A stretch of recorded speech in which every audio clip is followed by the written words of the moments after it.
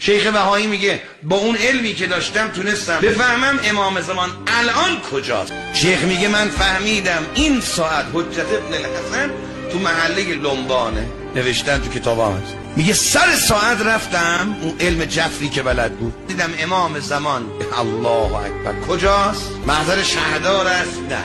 خونه ارباب است؟ نه. خونه پولدار جامعه است؟ نه. گفت یه گاریچی بود تو محله لنبون خربوزه میفروخت.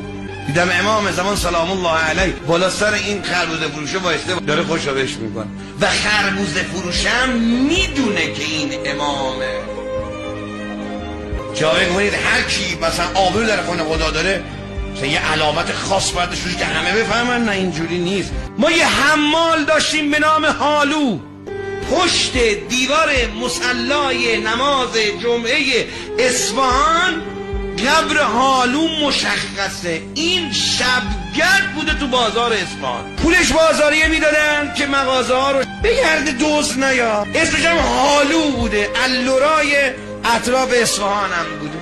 اما بعد توی قصه بسیار مفصلی معلوم میشه، مرحوم روضاتی صاحب روضات میفهمه این آقای هالو ارتباط دارد به حجت ابن الحسن المهدی.